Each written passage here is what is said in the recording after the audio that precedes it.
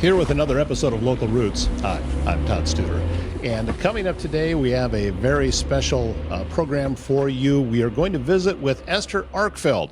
She and her family have a small farm in the Harlan area, and Esther was instrumental in helping get some laws changed in the state of Iowa that allows farmers to sell raw milk. And she's going to tell the story behind how that came to be. She'll talk a little bit about the why behind it, and also some of her story about her family. And all of that is coming up on today's show.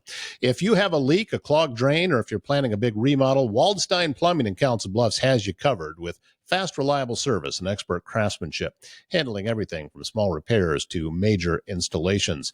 And is it time to get your air conditioner or furnace checked? That's why you need to get a hold of AirServe Heating and Air Conditioning out of Council Bluffs. They can help you all across Southwest Iowa, and there's a couple of websites to keep track of. airservecouncilbluffs.com, waldsteinplumbing.com. That's who you need to get a hold of when integrity matters. And when doesn't it?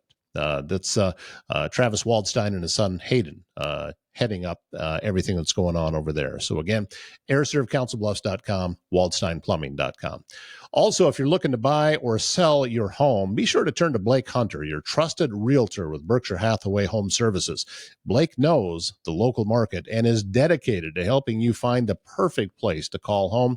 He also hosts a popular podcast called Hunting Home, where he shares insights, tips, and the latest trends in real estate. So whether you're a first-time buyer, upgrading, or if you're ready to sell, Blake Hunter is here to guide you every step of the way. Visit the website blakehunter.homes and start hunting for your dream home with confidence.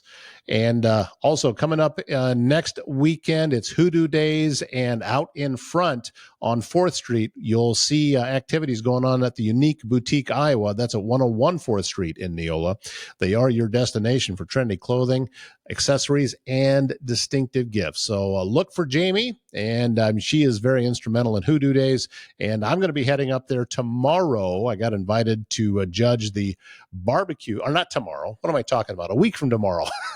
It's coming up on the 30th of August, and I'm going to be judging the barbecue contest, or helping to judge anyway. I don't think they're going to put it all on me, but that is ahead. So don't forget to get Hoodoo Days on your calendar, coming up from the 29th through the 1st of September. With us this morning and welcoming to the Local Roots Show is Esther Arkfeld, and she is on the virtual studio, and just from the door in the background, looks like you're on a farm, Esther. Would that be a correct statement? That's right. All right. You tell me the name of your, I don't want to butcher this thing because you got a cool name for your farm. So you say it to me and I'll see if I can say it back to you. Sure. No problem. My farm is called the Milkery. The Milkery. Yes. And it means the dairy in Dutch. So are you yourself Dutch? Is that why you came up with the name, or where did that come from? Yes, I'm Dutch. My family moved to the United States when I was 13. Okay. And really that quintessential, immigration, looking for the American dreams scenario. And found your way to Iowa. Did you start in Iowa? I did not. No, I started on the East Coast and in the South, and then moved to Iowa when I met my husband, who's from here. Excellent. And you are now, your farm is close to the Harlan area. Am I right about that? That's right. Yep. We're by Harlan in the Shelby County area. Okay. So your main mission, and when I say that, you put your money where your mouth is, was to make raw milk more mainstream. And you had some giant hurdles that you had to clear in order to make this happen. So tell us a little bit about what went on with that. Yeah, sure. So when we moved to Iowa, we immediately looked for a raw milk supplier because that's what we were used to in Georgia. That is what my children could consume. And we quickly found out that that was not the case here in Iowa, that it was not to be spoken of. And so I quickly found out that it was illegal at the time to sell raw milk. And so I found that very strange, coming to an ag state that prides itself for its farming community. And so I once we got settled in, I started reaching out to representatives and state legislators just to find out, is this something that is in the works? Are you guys considering legalizing this? And I found out that my senator here from my area, Senator Jason Schultz, was already working on this. So at the time, he had been working on this for 14 years. And he was working with someone else on getting this bill passed. So he said, "Why don't you talk with him and see how you can help him?" And so I did. I reached out to him, and he said, "It's been 14 years. It's been tiring. If you're interested in kind of taking that over and you want to help out with that, you're welcome to do that." So it went from there. I got involved. I started really getting the grassroots community going. I got people involved in the legislative process. And so we started going to the Capitol and just lobbying as grassroots individuals to the different legislators to make this happen. What was the pushback on the reasoning you were hearing why the state did not want to make the change? Because obviously it had been a law for a long time. So what were they saying that here's why it's here and this is why we don't want to change it? Sure. Anyone who has heard about raw milk before, generally has also heard that raw milk is not safe. It's not something, that's advised to consume. It should be pasteurized. And so that was our biggest pushback with the legislators. Some of them even felt that maybe this would hurt the dairy community, the commercial dairy community. And so it was really a process of educating them that just because back in the day, 100 years ago, things were done differently, we didn't know everything we knew about bacteria and the cleanliness and the sanitation, doesn't mean that that's how we still do it today. And so it was educating them on our processes, on showing them the safety studies that are available out there, and to also let them know that the majority of people who do not consume or who do consume raw dairy, many of them currently cannot consume commercial dairy because they have dairy sensitivities. And so we were able to show them that this would actually very much so benefit the small farmer in the state. The small dairies who were on the brink of closing, who were needing something, an outlet to be able to continue their farming lifestyle and their operations.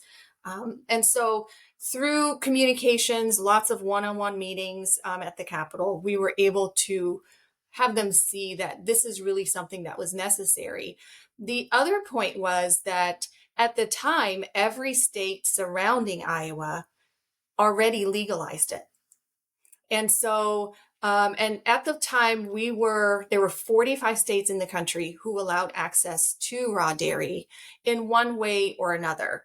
Some allowed it retail, including some of the bigger states like California and New York. And then you had other states who might only allow the consumer to come to the farmer, or they might only allow a herd share type of scenario. And so we were able to show them that we're not actually doing something new in the state of Iowa. We're actually lagging and falling behind. And we want to catch up with the rest of the country in allowing our constituents and our citizens here in the state of Iowa to enjoy the same thing. Because many people were crossing state lines to already get access to it. I love what you said about how it is helping the small farmer. I think that I'm seeing more and more of those small farming operations coming back, whether it be such as your own with the milk, or you see the organic farms and the local grass-fed beef, or in different areas of that. That used to be all that was here once upon a time. Right. And then the large factory farm thing started coming in and took up a lot of stuff. And the end result to all of that was we ended up we lost a lot of schools because of it, because all of these tiny little farms used to be raising families just like you Right. are there, and that was where the bulk of the school population was coming from, was the farm Right. kids. Yeah. And as the farms went away, the schools went away. Right. And I mean, I don't know how long your kids have to ride the bus, or if they do, but it just kept getting longer and longer. And now we've got areas around the state of Iowa where kids are on the bus for close to an hour and a half each way just to get home. Right. And we've lost so much. So when you're talking about this type of thing, it's a return to the way things used to be. Right. And to me, I find that very, very encouraging. Yeah, I think as a country, maybe just, as the Midwest, but I see it across the country. More and more people are starting to look at their local community for their food supply needs. They want to know where their food comes from. I mean, of course, health and food has been in the news quite a bit over the last couple of years. But I think people are saying, I want to know who produced the chicken that I'm providing for my family, or who grew the lettuce that we're using in our salads, or the milk we're drinking. And so I think it's really interesting, and I'm thankful to see that, because there are so many really great producers. There are people with an immense amount of knowledge in our communities, who have done this and who are able to meet that need. When your family came before your family came over, were they involved with farming, or is this something new for you after you got here? So that's interesting.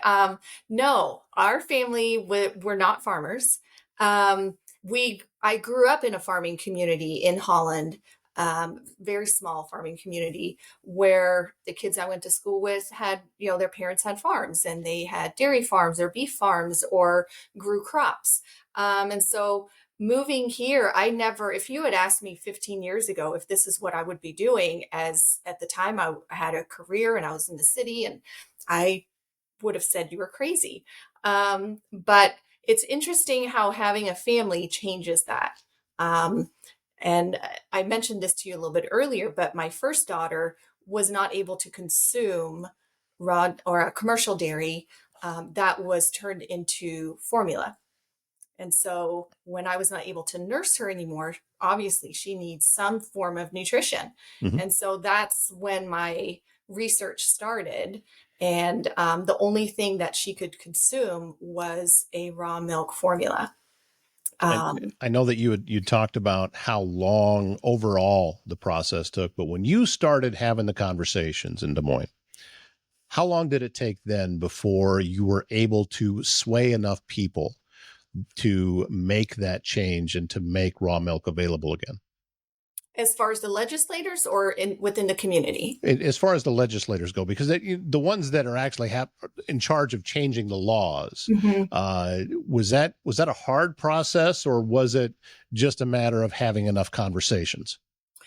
So once I got involved, it was about 3 years. And so every year we would go. I homeschool my children, so they would come with me, and it was part of their civics lessons, for that day. But they would come with me, and we would go and talk to our own legislators, who thankfully Senator Jason Schultz and Steve Holt were already on board. They were fine to move that forward. It was just a matter of talking to those who were unsure or who were no's. And so it was 3 years of going back and forth. It was going to the Capitol to testify at subcommittee hearings. It was gathering support of the local community of people who were supportive. So each time we went back to the Capitol, we had more and more people show up. And so we would have people from all walks of life come. They would bring their kids, they would bring their parents. I had farmers show up and say, "This is what I grew up with." And so the more people that came, the more the legislators realized that this conversation is not going away, and we want an answer to this. And so after the first year, we made some ground, and then the second year, it was passed out of subcommittee, which had never happened before in the years leading up. And so that was promising. And then, the next step was, okay, now we need to pass it out of the House and the Senate. And then the next step was we need to get it to the governor's desk.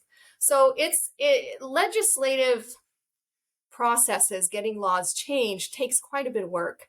And it was also working with the other organizations or lobbies, like the Dairy Association, like Farm Bureau, working with them on finding a way where we could come to a middle ground where we can move this forward. And just showing them that we're not here to try to change everything. We just want there to be choice. Now, the second side to this coin is you have a business and you now have the ability to sell raw milk. And how has that process been for you to reach out to people and to let them know that, hey, this is available? Was it hard? Was it easy? Was people ready for it? How has that been for you? Well, that kind of goes back to as to why I got more involved with the legislative process. As I mentioned earlier, when we moved here, we could not get raw milk. And my husband and I had already decided that we would move to a farm. And so once I found out that I couldn't find the proper nutrition that my children needed, we decided that the very next thing we would need to get was a dairy cow. And so I said, well, then I'll just milk my own cow so we have milk for my family. And so we did that. And as soon as people started hearing that, oh, you have a dairy cow, can I have some milk? And so it kind of spread out there, that I had raw milk. And so when people started asking me, I wanted to say yes, but I also knew the laws in the state. And I knew that I'm a stay-at-home mom. I'm a homeschooling mom. And I cannot be put in jail over this and take that risk because my children need me. So that's why I got involved with the legislative side, because there was a demand, because people wanted it. And that's why we went through that process. But yeah, now we're growing all the time. We have a wait list of customers. It's been very humbling to see the support of our community, to see people who haven't been able to consume dairy for a long time say that they can finally consume dairy again. That's been a very humbling experience. What kind of cow do you use? So we have a all registered Jersey herd. Okay. They are, every dairy cow provides its own pluses. Mm-hmm. And we just really like the Jersey cows. We like their personality. We like their milk. Their milk generally has a little bit more cream on the top. And of course, that's a benefit that people really like, is having that extra cream, and it's a good sweet milk. So we enjoy that. I had an aunt and uncle had a dairy farm up in Northeast Iowa and raising Holsteins. Okay. And then my great uncle had a dairy farm. And the first time that I went over there, they were Jersey cows. And I thought, these look like a bunch of fat deer. That when I was a kid, right. And I went there, and they seemed a lot friendlier. They all just kind of came when I went over to the gate in the barn. They all just came up, and I had all these sets of eyes looking back at me as I was standing right there. And this is actually kind of cool, because you're right. They do. You talked about the personality. You can tell a difference. Yes. Yeah. Yeah. And I mean, there is a big size difference between a Holstein and a Jersey. Of course, yeah. Holsteins produce quite a bit more milk. And we just settled on the Jersey cows. We like them the best. My children enjoy helping me with the milking chores. So we wanted a breed that was manageable and friendly, and just a really good milk producer. How has the homeschooling been for you? And also living on a farm, I know that I've seen so many well-adjusted kids come out of that kind of situation because their experience is very well-rounded. They're not stuck in a classroom with a couple of windows all day long. They're getting real-world experience about living life. So I can tell by looking at you, that's never been a decision you regretted. No, I mean, are there days where I want to hit, kind of that easy button and send them so they can see that the grass isn't greener on the other side? Sure, but um, we we've just always decided that we would homeschool our children even before it became more popular to the COVID Mm. years. We were homeschooling prior to that, and it was it's something that I feel. I guess one of my number one reasons was my children will have 85% of their life, they'll be on their own. They'll be adults, if they live to a ripe old age. Mm-hmm. I only have them for a very short amount of time. And I want to spend as much time with them as I can because we want to impart on them um, the things that we believe are valuable instead of having um, a stranger do that. I enjoy sitting there and seeing my son figure out how to read, seeing my daughter figure out how to do a math problem. I mean, it's just, we look back now and sometimes you worried, am I doing enough? But you look at them now and it's like they can read, they can write, they are intuitive, they are curious, they learn things outside that you know, a lot of public school children cannot because they're stuck in a building.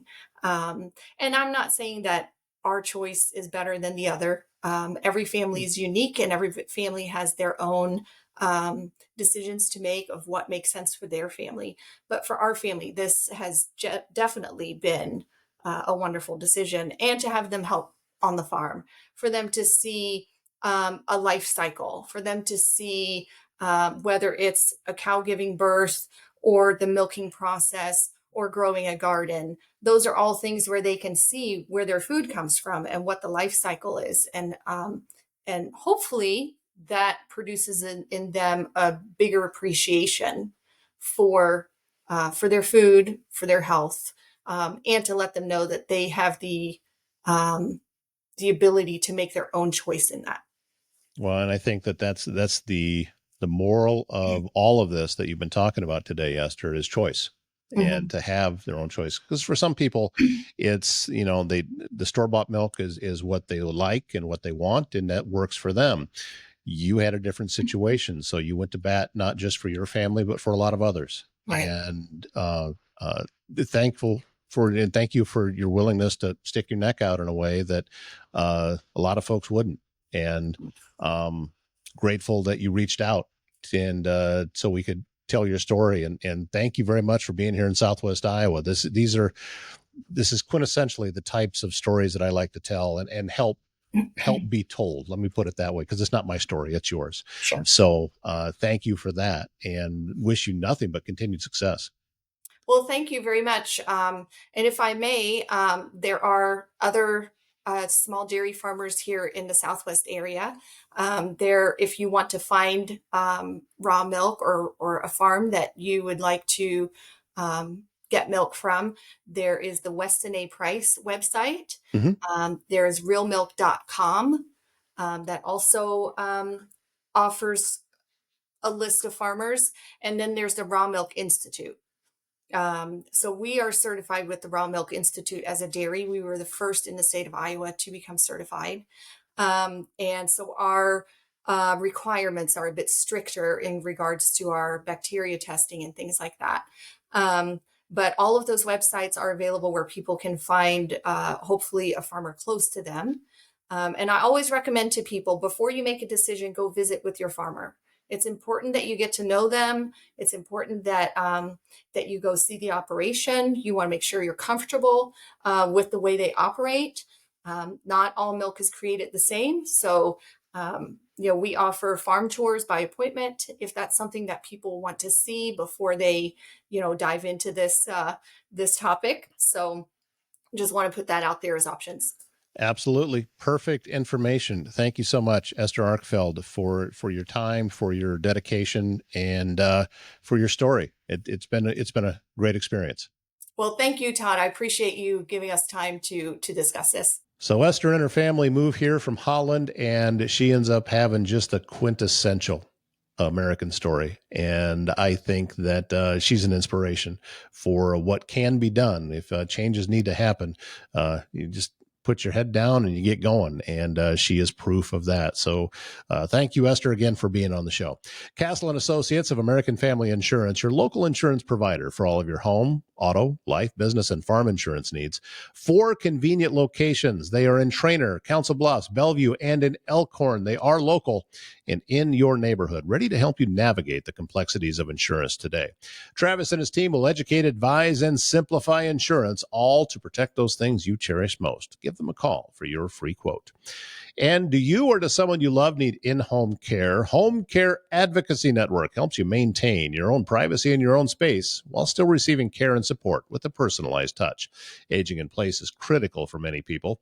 Home Care Advocacy Network meets those needs with an understanding that assisted living is best at home.